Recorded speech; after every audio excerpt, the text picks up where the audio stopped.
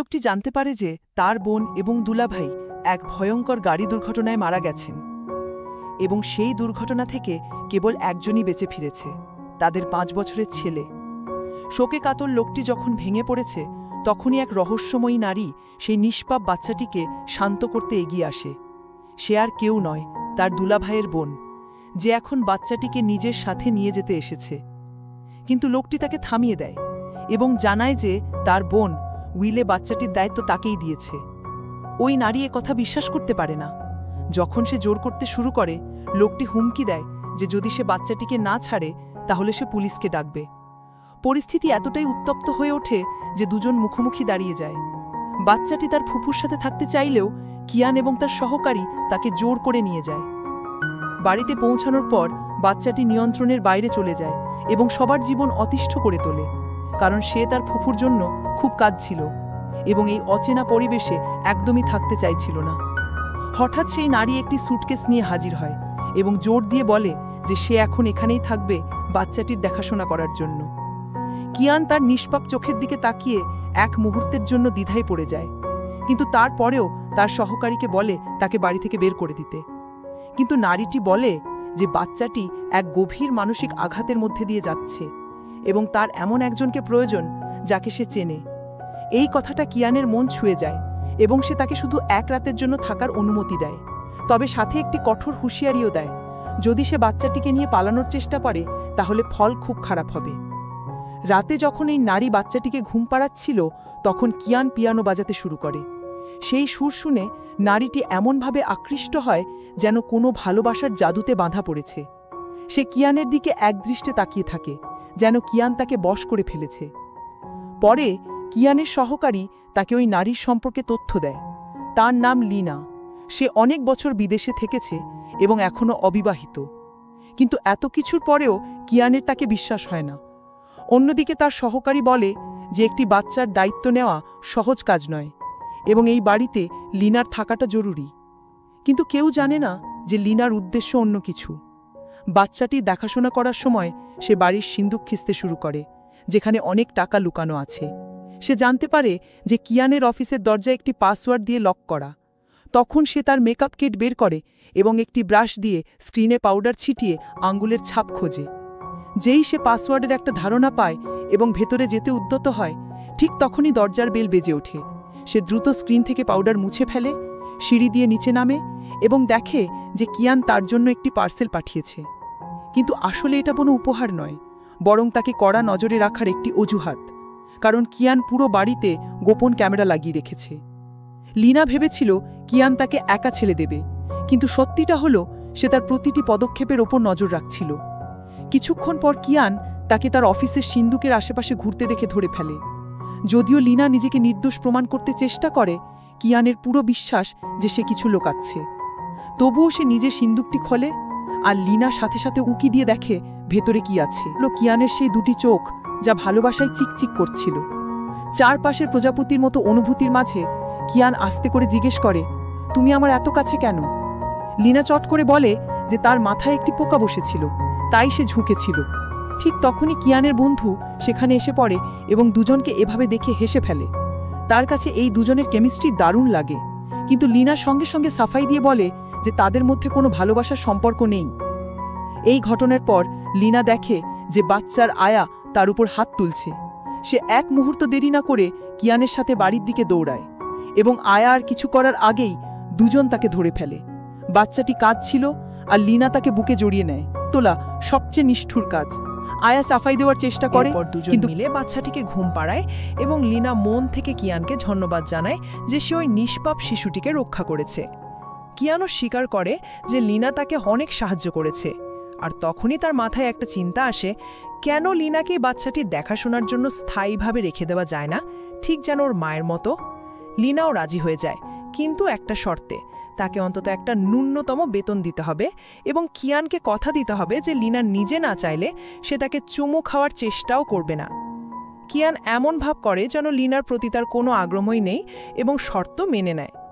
সেই রাতেই সে দেখে যে লিনা বাচ্চাটির সাথে ঘুমিয়ে আছে, কিন্তু হঠাৎ বাচ্চাটি ঘুমের মধ্যে উঠে পুরো দাড়িতে হাঁটতে শুরু করে।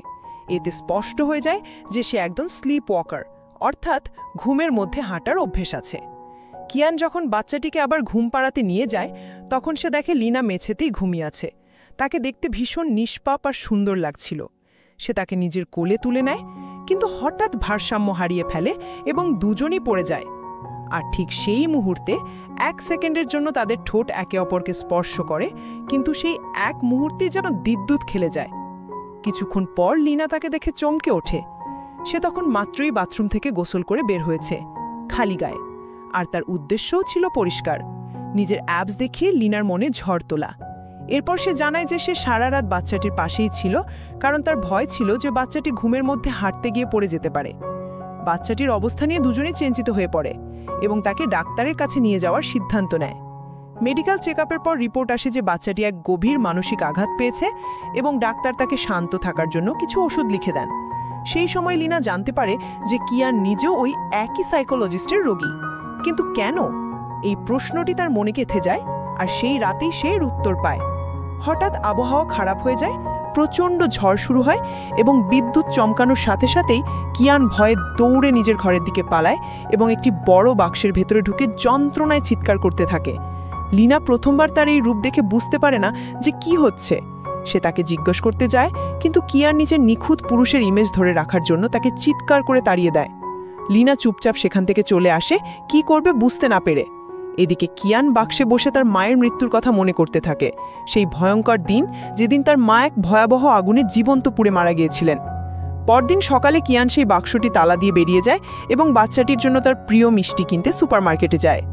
অন্যদিকে লিনা বাড়িতে তার জন্য খাবার তৈরি করছিল, কিন্তু হঠাৎ একটি জরুরি উপাদান শেষ হয়ে যায় এবং সে কিয়ানকে ফোন করে জিজ্ঞাসা করে যে আটা কোথায় রাখা আছে। কিন্তু কিয়ান কিছুই বুঝতে পারে না, তার কাছে রান্নাঘরের সব জিনিসই একরকম মনে হয়। শেষে লিনা তাকে মজা করে জিজ্ঞাসা করে, সারা জীবন কিভাবে কাটালে যখন এটাও জানো না যে কোনটা কোনটা?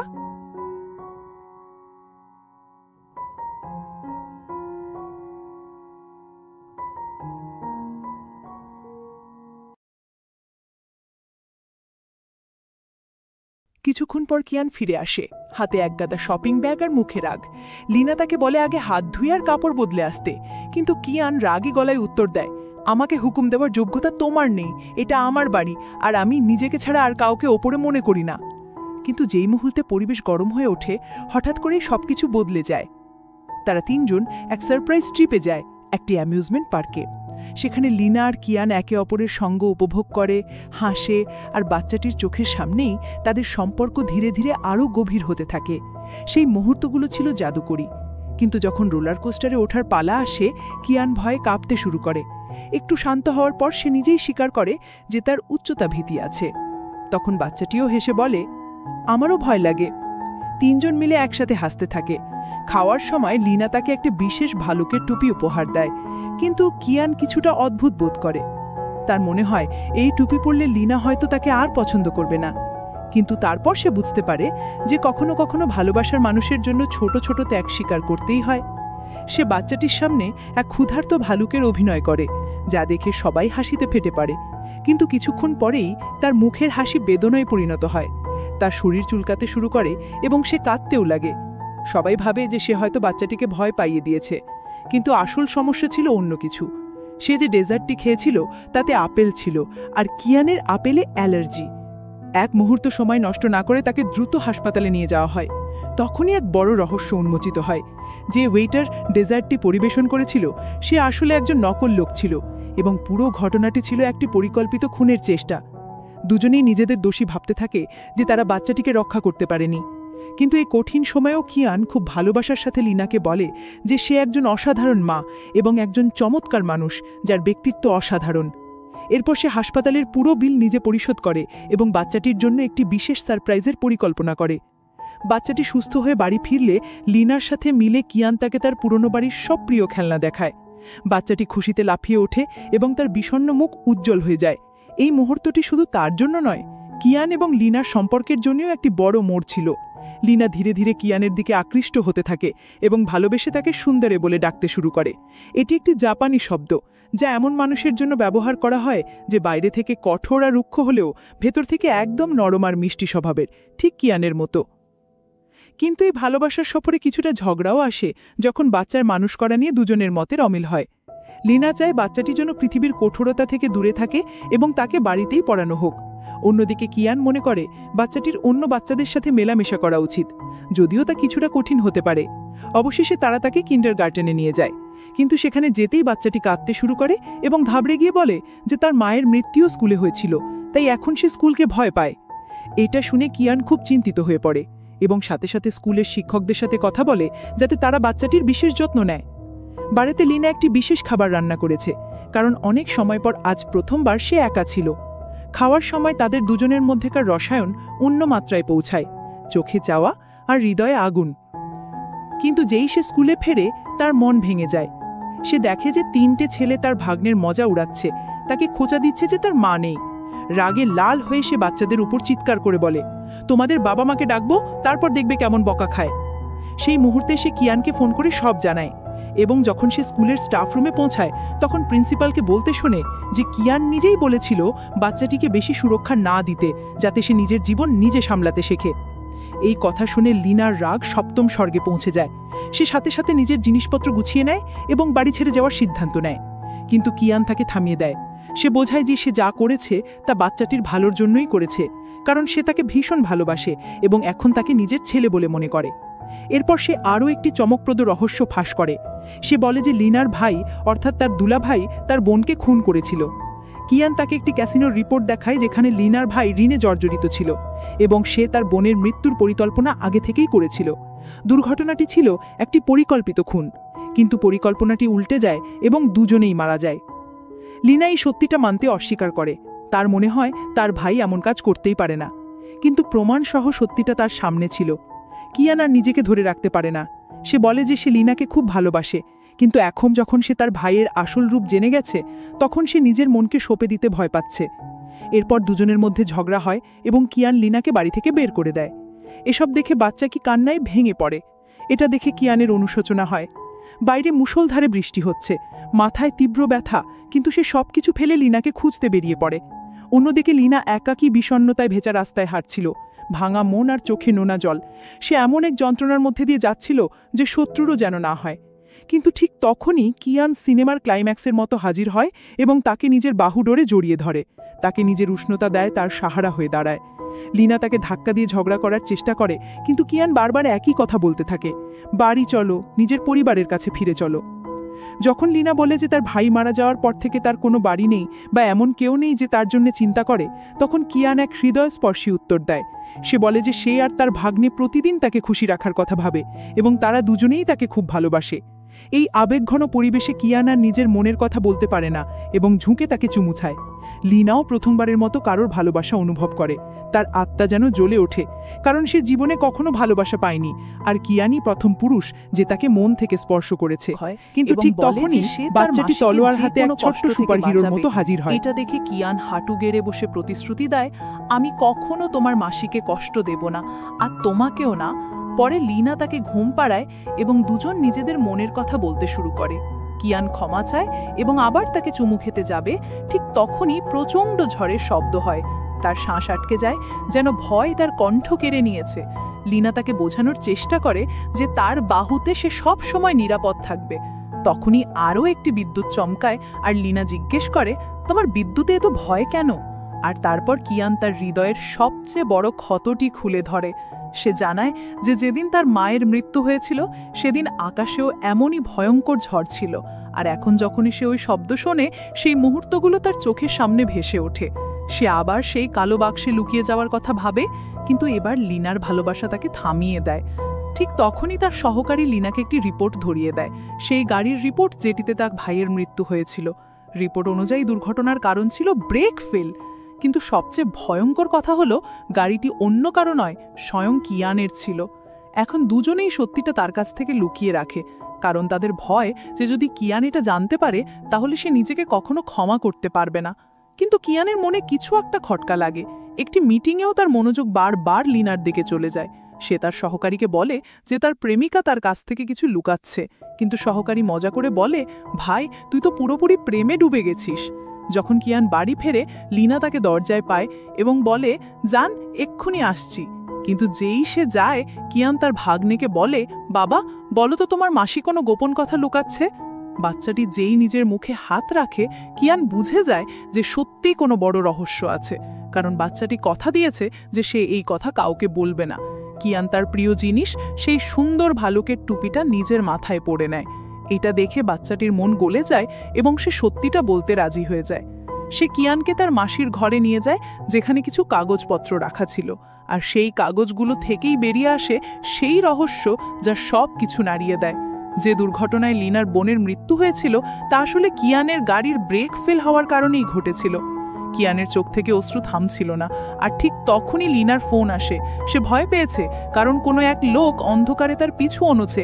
কিয়ান সাথে সাথে তাকে খুঁজতে বেরিয়ে পড়ে এবং তাকে নিরাপদে বাড়ি ফিরিয়ে আনে। সেখানে বাচ্চাটি তাদের দেখে খুব খুশি হয়ে যায়, কিন্তু এরপর শুরু হয় এক জোরদার সংঘাত। কিয়ান আর কিছু লুকায় না, সে পরিষ্কার বলে দেয় যে সে এখন সেই দুর্ঘটনার সত্যিটা জেনে গেছে। এটা শুনে লিনা বলে যে জীবনে কিছু দুর্ঘটনা ভাগ্যের পরিহাস হয়, যার ওপর আমাদের কোনো নিয়ন্ত্রণ থাকে না। কিন্তু কিয়ান তার সিদ্ধান্ত নিয়ে ফেলেছে। সে বলে যে সে লিনা আর তার ভাগ্নের জন্য ইউকের ফ্লাইট বুক করে দিয়েছে, যাতে তারা দুজন তার থেকে দূরে গিয়ে এক নতুন জীবন শুরু করতে পারে। এই কথা শুনে লিনা তাকে শক্ত করে জড়িয়ে ধরে, যেন বলতে চায়, আমি তোমাকে কখনো ছেড়ে যাব না। তার ভালোবাসা উপচে পড়ে, কিন্তু কিয়ানের চোখে তখনও শুধু যন্ত্রণা। সে বলে, যদি সকাল পর্যন্ত তুমি এখানে থাকো তাহলে তোমাকে যেতেই হবে। এক যন্ত্রণাময় পরিবেশ, আর তারপর লিনা চুপচাপ বাচ্চাটির কাছ থেকে বিদায় নেয়, বলে নতুন বাবার কথা শুনবে। কিন্তু ঠিক তখনই তার মনে পড়ে যে বাইরে প্রচণ্ড ঝড় উঠেছে, আর সে দৌড়ে সেই ঘরের দিকে যায় যেখানে কালো বাক্সটি রাখা ছিল। সেখানে পৌঁছে সে দেখে যে কিয়ান সেই বাক্সের মধ্যেই লুকিয়ে বসে আছে, ভেঙে চুরে ভেতর থেকে ছিন্ন ভিন্ন। লিনা ধীরে ধীরে তার কাছে যায়, তাকে বাহুডোরে জড়িয়ে ধরে এবং তার কপালে স্নেহের চুমো এঁকে দেয়, যেন সে তাকে নিজের শান্তিতে ভরিয়ে দিতে চায়। কিয়ান সেই ভালোবাসা গভীরভাবে অনুভব করে। যখন লিনা তাকে চুমু খাবার জন্য ঝুঁকে, ঠিক তখনই বাচ্চাটি ঘরে ঢুকে পড়ে এবং দুজনকে হাতে নাতে ধরে ফেলে। দুজনই সাথে সাথে অজুহাত দেয় যে তারা শুধু লুকোচুরি খেলছিল, কিন্তু বাচ্চাটি নিষ্পাপভাবে বলে, তোমাদের দুজনকে একসাথে খুব সুন্দর লাগছে, যদি তোমরা আমার মা বাবা হতে। এই কথা শুনে কিয়ান এক বড় সিদ্ধান্ত নেয়। সে সেই বাক্সটি, যা তার দুঃখের প্রতীক ছিল, উঠাকে এক নির্জন বাড়িতে নিয়ে যায় এবং মাটির গভীরে পুঁতে দেয় চিরকালের জন্য। কিন্তু যখন তারা দুর্ঘটনার গভীর তদন্ত করে, তখন এক চমকপ্রদ সত্যি সামনে আসে। ব্রেক ফেল হওয়াটা কিয়ানের ভুল ছিল না, বরং অন্য কেউ ইচ্ছাকৃতভাবে গাড়ির ব্রেক খারাপ করে দিয়েছিল। অর্থাৎ তার বোনের মৃত্যুর আসল দায়ী অন্য কেউ। এই কথা জানার পর কিয়ান আর লিনা সেই সন্দেহভাজন লোকটির পিছু নেয়, যে এক নির্জন গ্রামে লুকিয়েছিল। যেই তারা তার বাড়িতে পৌঁছায়, লোকটি দ্রুত পালিয়ে যায়। কিয়ান আর লিনা তার পিছু নেয় এবং একটি শর্টকাটের মাধ্যমে তাকে ধরেও ফেলে। কিন্তু তারা জানতো না যে আরও একটি বিপদ তাদের জন্য অপেক্ষা করছে। এক সিরিয়াল কিলারও সেই লোকটির পিছু নিচ্ছিল। আর যেই তারা কিছু জিজ্ঞাসাবাদ করতে শুরু করে, সিরিয়াল কিলারটি লুকিয়ে পেছন থেকে হামলা করতে আসে। ঠিক তখনই কিয়ান দ্রুততার সাথে এক জোরদার কিক মারে এবং হামলাকারীকে কিছুক্ষণের জন্য দূরে ছিটকে ফেলে দেয়। এরপর শুরু হয় এক ভয়ঙ্কর লড়াই, ছুরির হামলা, পাল্টা আঘাত। কিয়ান প্রতিবারই আক্রমণ এড়িয়ে যায়, কিন্তু এক মুহূর্ত এমন আসে যখন ছুরিটি তার গলা থেকে মাত্র কয়েক সেন্টিমিটার দূরে থাকে। খুনি তার পুরো শক্তি দিয়ে তাকে মারার চেষ্টা করে, কিন্তু কিয়ান তাকে দূরে ঠেলে দিতে সক্ষম হয়। কিন্তু ঠিক তখনই হামলাকারী লিনার দিকে তাকায়, যে একদম অসহায়ভাবে দাঁড়িয়েছিল। সে তার দিকে দৌড়ে যায়, কিন্তু কিয়ান মাঝখানে এসে পড়ে এবং সেই ছুরির আঘাত নিজের উপর নিয়ে নেয়, নিজের জীবন বাজি রেখে লিনার জীবন বাঁচিয়ে ফেলে। খুনি পালিয়ে যায়, আর কিয়ান রক্তাক্ত অবস্থায় মাটিতে লুটিয়ে পড়ে, কিন্তু সে জীবিত ছিল। লিনা কাঁদতে কাঁদতে তাকে জড়িয়ে ধরে, তাকে দ্রুত হাসপাতালে নিয়ে যাওয়া হয়, যেখানে তার সার্জারি হয়। কিছু হাত ধরে তার নিঃশ্বাসের সুরক্ষার জন্য দোয়া করছিল। সে হেসে বলে, ধন্যবাদ এই জীবনকে, যে তোমাকে আমার কাছ থেকে কেড়ে নেয়নি। এরপর তারা দুজন মিলে বের করার চেষ্টা করে যে আখির খুনিটা কে ছিল, কোনো পাগল প্রেমিক নাকি টাকার লোভে কোনো শত্রু। এর মধ্যেই তাদের প্রিয় বাচ্চাটি ঘরে আসে। তাকে দেখে পরিবেশটাই যেন নতুন আলোয় ভরে ওঠে। তার নিষ্পাপ মুখ দেখে দুজনই সাহস পায়। লিনা হেসে বাচ্চাটিকে বলে, এখন বড়দের কথা বলার সময়। আর তারা দুজন একা থেকে যায়, চোখে ভালোবাসা, হৃদয় আকুলতা। সে তাকে খাইয়ে দেয়, আদর করে তার চুলে হাত বোলায়। এক শান্তিময় মুহূর্ত, যা কোনো সিনেমার দৃশ্যের মতো লাগে। রাত ঘনিয়ে আসে, আর লিনা তাকে একা ছাড়তে ভয় পায়। তার মনে হয় যদি আবার কোনো প্রাণের ঝুঁকি আসে, তাই সে তার পাশেই ঘুমানোর সিদ্ধান্ত নেয়। পরদিন সকালে এক অচেনা লোকের আওয়াজে কিয়ানের ঘুম ভাঙে। সেভাবে এই লোকটাই কি সেই খুনি? কিন্তু না, সে একজন বিদেশি লোক ছিল। কিন্তু তার ব্যবহার ছিল অদ্ভুত। সে খুব অহংকারের সাথে কথা বলছিল এবং এরপর তো হদই করে দেয়, লিনার সামনে ফ্লার্ট করতে শুরু করে। কিন্তু লিনা এক মুহূর্ত দেরি না করে জবাব দেয়, কিয়ান আমার বয়ফ্রেন্ড। এই কথা শুনে লোকটি অবাক হয়ে জিজ্ঞেস করে, তুমি ওকে ওর ব্যক্তিত্বের জন্য ভালোবাসো নাকি ওর কাছে অনেক টাকা আছে বলে? লিনা দ্বিধা ছাড়াই উত্তর দেয়, আমি ওকে ভালোবাসি কারণ ও যেভাবে আমার দিকে তাকায়, কারণ ওর মনটা খুব সুন্দর, আর আমি যখন ওর সাথে থাকি তখন মনে হয় যেন প্রতিদিন ভোরের প্রথম আলো, এক অফুরন্ত শান্তিময় সকাল। এখন তাদের সম্পর্ক এতটাই মজবুত হয়ে গেছে যে ফেভিকলের চেয়েও শক্ত। আর বাচ্চাটি আনন্দে চিৎকার করতে থাকে, এরা দুজন তো একে অপরকে ভালোবাসে। এতে দুজনই কিছুটা লজ্জা পেয়ে যায়। সেই রাতে লিনার জন্মদিন পালন করা হয়, আর কিয়ান তাকে একটি উপহার দেয়, একটি সবুজ রঙের টেডি বিয়ার, যা ঠিক তেমনই ছিল যেমনটা তার ভাই মৃত্যুর আগে তাকে উপহার দিয়েছিল। লিনা আবেগপ্রবণ হয়ে পড়ে, তার চোখে জল এসে যায়, কারণ ভাইয়ের স্মৃতিগুলো একবারে তার মনে ভিড় করে। ঠিক তখনই কিয়ানের কাছে একটি ফোন আসে। কলার আইডিতে নাম দেখাচ্ছে লিনা, কিন্তু আশ্চর্যের বিষয় হলো তার ফোন তো উপরের ঘরে রাখা। তাহলে এই ফোনটা কে করছে? দুজন চুপচাপ উপরের দিকে যায় এবং মনোযোগ দিয়ে সবকিছু শোনার চেষ্টা করে। একটা অদ্ভুত শব্দ বাথরুম থেকে আসছিল। তারা দরজা খোলে এবং সেখানে একটি হলুদ রঙের সন্দেহজনক বাক্স দেখতে পায়। কিয়ান সেটি তুলে নেয় এবং যেই খোলার কথা ভাবে, লিনা ঘাবড়ে গিয়ে বলে, দাঁড়াও, এতে বোমা থাকতে পারে। এরপর দুজন তার চারপাশে বসে পড়ে, দ্বিধায় পড়ে যায় যে এখন কি করবে। অনেক চিন্তা ভাবনা আর উত্তেজনার পর কিয়ান ধীরে ধীরে বাক্সটি খোলে আর স্বস্তির নিঃশ্বাস ফেলে। সেটি ফাটেনি। ভেতর থেকে একটি ইউএসবি ড্রাইভ বেরিয়ে আসে। সেটি চালাতে স্ক্রিনে দেখা যায় লিনার ভাইকে, যে কিয়ানের বোনের লাশ টেনে নিয়ে যাচ্ছে, অর্থাৎ দুর্ঘটনার আগেই তাকে হত্যা করা হয়েছিল। এই দৃশ্য দেখে লিনার বুকে কষ্ট হয়, ভাইয়ের জন্য, নিজের জন্য, সব কিছুর জন্য। কিন্তু কিয়ান সাথে সাথে তাকে ধরে বলে, এতে তোমার কোনো দোষ নেই, তোমার ভাইয়ের রক্তে বিষ ছিল, কিন্তু তোমার মন তো ফেরেশতার মতো। সে জানে যে লিনা একজন ভালো মানুষ। সেই রাতে দুজন একসাথে ঘুমায়, একে অপরের উপস্থিতিতে শান্তি খুঁজে পায়। পরদিন কিয়ান বাড়িতে চোরদের হাত থেকে বাঁচার জন্য একটি বিশেষ লক সিস্টেম লাগায় এবং বলে যে এখন বাড়ির চারপাশে নিরাপত্তারক্ষী থাকবে, যাতে এমন ঘটনা আর না ঘটে। কিন্তু যেই লিনা দরজা খোলে, তার পায়ের তলার মাটি সরে যায়, কারণ কিয়ান তখন ফুল আনতে গিয়েছিল আর তার পিছনে এক চোর বাড়িতে ঢুকে পড়েছিল। লোকটি লিনার গলা চেপে ধরে, কিন্তু লিনাও কম যায় না। সে জোরে তাকে ধাক্কা দিয়ে দ্রুত উপরের দিকে দৌড়ে যায়। সেখানে গিয়ে সে তার ভাগ্নেকে খুঁজে বের করে এবং তাকে টয়লেটের ভেতরে লুকিয়ে রাখে। এরপর তার হাতের জিপিএস ট্র্যাকিং ব্রেসলেটটি খুলে লুকিয়ে রাখে, যাতে তার কিছু হয়ে গেলে কিয়ান তাকে খুঁজে পেতে পারে, কারণ এখন লড়াই শুধু প্রাণের নয়, বরং পুরো পরিবারের সুরক্ষার। যেই লিনা বাথরুম থেকে বের হয়, সেই মুহূর্তে চোরটি তার ওপর জোরদার আঘাত করে, ঘাড়ে এত জোরে আঘাত করে যে সে সাথে সাথে অজ্ঞান হয়ে যায়। বর্তমানে বাচ্চাটি জোরে জোরে কাঁদছে, আর কিয়ান তার কাছ থেকে যে কোনো সূত্র চাইছে যাতে সে লিনাকে খুঁজে পায়। বাচ্চাটি তাকে তার ট্র্যাকিং ঘড়ির কথা জানায়, আর সেটার সাহায্যে সে তার অবস্থান খুঁজে পায় একটা নির্জন পুরনো ফ্যাক্টরিতে। যেই সে ভেতরে ঢোকে, এক রহস্যময় কণ্ঠ তাকে স্বাগত জানায়, আর সামনে লিনাকে একটি দড়ি দিয়ে বাঁধা অবস্থায় দেখতে পায়। সামনে দাঁড়ানো লোকটি পুরোপুরি সাইকো মনে হচ্ছিল, এমন এক পাগল যাকে দেখে ভয়ও কেঁপে ওঠে। কিয়ান রাগে চিৎকার করে বলে, বেরিয়ে আয় আর বল তুই কে। আর তারপর সেই লোকটি নিজের চেহারা দেখায়, আর কিয়ানের চোখ ছানাবড়া হয়ে যায়। সেই ছিল তার সহকারী, তার বন্ধু, তার সবচেয়ে বিশ্বস্ত মানুষ। সে বিশ্বাসই করেনি। এরপর শুরু হয় সত্যি প্রকাশের পালা। সহকারী জানায় যে এই গল্পের শুরু হয়েছিল কিয়ানের বাবার থেকে, যিনি তার বাবার মৃত্যুর কারণ ছিলেন। আসলে এক ভয়ঙ্কর অগ্নিকাণ্ডের সময় কিয়ানের বাবা অক্সিজেন মাস্কটি নিজের ছেলেকে দিয়ে দিয়েছিল এবং তার বাবাকে মরার জন্য ছেড়ে দিয়েছিল।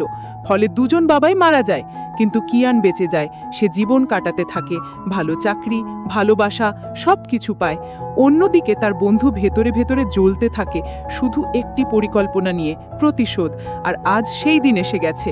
যখন কিয়ান ক্ষমা চায়, সে আরও রেগে যায়, গলা চেপে ধরে বলে, তোর লাখ ক্ষমাতে কিচ্ছু বদলাবে না। এখানেই শেষ নয়, এবার আসে সবচেয়ে বড় টুইস্ট। যে ভিডিওতে লিনার ভাইকে কিয়ানের বোনের লাশ টেনে নিয়ে যাচ্ছে দেখা গিয়েছিল, তা আসল ছিল না। ওটা একটা অ্যাক্ট্রেস আর সাইকো সহকারী ছিল। আর সেই সব কাগজপত্র যেখানে লেখা ছিল যে লিনার ভাই হচ্ছে খুনি, সব নকল ছিল। অর্থাৎ সত্যিটা বোন হলো আর তার স্বামী কিয়ানের একে সহকারী। অপরকে সত্যিই ভালোবাসতো। তাদের মধ্যে কোনো ঝগড়া ছিল না। আর আসল ভিলেন ছিল এই পাগল যে পুরো গল্পটাকেই ঘুরিয়ে দিয়েছে। এই সত্যিটা শুনে কিয়ান ভেতর থেকে ভেঙে পড়ে, হাঁটু গেড়ে বসে মিনতি করে, প্লিজ আমার প্রেমিকাকে কিছু করো না। যেই সেই সাইকো কিলার লিনার গলায় ছুরি রাখতে যাবে, মেয়েটি চিৎকার করে ওঠে, তুই পাগল হয়ে গেছিস। তারপর সে কিয়ানের দিকে তাকিয়ে বলে, আমি তোমাকে পছন্দ করি, আর যদি আজ মরেও যাই জেনে রেখো আমি তোমাকে পাগলের মতো ভালোবেসেছি। কিন্তু খুনির আগে তাকে চুপ থাকতে বলে। সেই মুহূর্তে কিয়ানের মাথায় শুধু একটাই বুদ্ধি আসে, তাকে উস্কে দেওয়ার। সে সেই পাগলকে গালিগালাজ করতে শুরু করে, ক্রমাগত উস্কে দেয়, আর তার পরিকল্পনা কাজে লেগে যায়। খুনি লিনাকে ছেড়ে পুরোপুরি কিয়ানের ওপর মনোযোগ দেয়। এবার শুরু হয় এক ভয়ঙ্কর ফাইট। দুজনের মধ্যে ঘুষির বৃষ্টি হতে থাকে। কিয়ানও পিছিয়ে থাকে না, জোরদার ঘুষি মারে। এদিকে লিনা যন্ত্রণায় চিৎকার করে ওঠে, কারণ দড়িটা তার শরীরে আরও কষতে যাচ্ছিল। এরপর আসে সেই পদক্ষেপ যা খেলা ঘুরিয়ে দেয়। কিয়ান এক জোরদার কনুই দিয়ে মারে, আর সেই পাগলের চোয়ালি ভেঙে যায়। এখন সে সারা জীবন স্ট্র দিয়েই খাবার খাবে। এরপর কিয়ান দৌড়ে তার প্রেমিকাকে মুক্ত করে, তাকে কোলে তুলে ফ্যাক্টরি থেকে বাইরে নিয়ে আসে। পেছন থেকে সেই পাগল চিৎকার করে, মেরে ফেলো আমাকে। কিন্তু কিয়ান তাকে পুরোপুরি উপেক্ষা করে। খুনি হার মেনে সেই দড়ির কাছে যায় এবং জেলের জীবন থেকে ভয় পেয়ে সবকিছু শেষ করে দেয়। কিছু সময় পর কিয়ান হাসপাতালে পৌঁছায়, হাতে ফুল নিয়ে, যেখানে লিনা তখনও কোমায় আছে। অনেক দিন কেটে গেছে, কিন্তু তার জ্ঞান ফিরছে না। কিয়ান তার এই অবস্থা দেখে ভেঙে পড়েছে। সে তার হাত ধরে তাকে সেই সব মুহূর্তের কথা মনে করায় যা তারা একসাথে কাটিয়েছে। বলে, এগুলো আমার জীবনের সবচেয়ে সুন্দর মুহূর্ত ছিল, আর আমি তোমার সাথে আরও 1000 বছর কাটাতে চাই। যেই সে তার হাত ধরে, যেন তার ভালোবাসা তার আত্মা হয়ে লিনার কাছে পৌঁছায়। আর তখনই এক চমৎকার হয়। লিনার চোখ ধীরে ধীরে খোলে। কিয়ান খুশিতে তার হাত শক্ত করে ধরে ফেলে। তার এখন শুধু নিজের পরিবারের উষ্ণতা দরকার। লিনা বুঝতে পারে যে জীবন খুব ছোট, আর তা শুধু সেই সব মানুষের সাথে কাটানো উচিত যারা আপনাকে খুশি দেয়, যারা আপনার জীবনে ভালোবাসা আর শান্তি নিয়ে আসে, যন্ত্রণা নয়। এরপর দুজন একে অপরকে কথা দেয় তারা সব সময় একসাথে থাকবে এবং একে অপরকে কখনো একা অনুভব করতে দেবে না। কিছুদিন পর তারা দুজন এক সুন্দর অনুষ্ঠানে তাদের সেই ভাইদের স্মরণ করে যাদের তারা দুর্ঘটনায় হারিয়েছে, এবং কথা দেয় যে তারা তাদের কখনো ভুলবে না। আর তারপর আসে সেই মুহূর্ত। কিয়ান লিনার চোখ বন্ধ করে তাকে খুব বিশেষ জায়গায় নিয়ে যায়। যেই সে চোখ খোলে, সামনে কিয়ান দাঁড়িয়ে আছে, হাতে আংটি নিয়ে, তাকে বিয়ের প্রস্তাব দেওয়ার জন্য প্রস্তুত। এরপর হঠাৎ কিয়ান তার হাত ধরে খুব আবেগঘনভাবে বলে, তোমার সাথে দেখা হওয়ার আগে আমি শুধু এক জীবন্ত লাশের মতো ছিলাম, কোনো উদ্দেশ্য ছাড়াই বেঁচেছিলাম। কিন্তু এখন আমার জীবনের একটাই উদ্দেশ্য, তোমাকে খুশি রাখা, আর তোমাকে এটা অনুভব করানো যে তুমি এই পুরো পৃথিবীর সবচেয়ে বিশেষ আর সবচেয়ে সুন্দর নারী। সেই সময় তাদের সেই সব মুহূর্তের ঝলক দেখা যায় যা এই সুন্দর ভালোবাসার গল্পকে জুড়ে ছিল। আর তারপর লিনা হেসে উত্তর দেয়, যদি জীবন একটাই পাওয়া যায় তাহলে আমি সেই পুরো জীবনটা তোমার সাথে কাটাতে চাই। সে বিয়ের জন্য হ্যাঁ বলে দেয়। কিয়ান তাকে আংটি পরায় এবং দুজন একে অপরকে কথা দেয় যে তারা সারা জীবন একে অপরকে অসীম ভালোবাসবে। সেই মুহূর্তে বাচ্চাটি তার নিষ্পাপতায় বলে, এখন যখন তোমরা বিয়ে করতে যাচ্ছ, আমি চাই তোমরাই আমার মা বাবা হও। আর ঠিক সেই মুহূর্তে এই তিনজন এক সুন্দর পরিবার হয়ে যায়। এই দৃশ্য দেখে মন সত্যি ভরে ওঠে। বিয়ে করার ইচ্ছা জাগে, কারণ তাদের চোখে যে ভালোবাসা, সেখানেই তো আসল ঘর বাঁধা, এমন এক ঘর যার খোঁজে সবাই থাকে। আর এই সব কিছুর পর কিয়ান মন থেকে বলে, তোমাকে ভালোবাসা আমার জীবনের সবচেয়ে বড় সৌভাগ্য।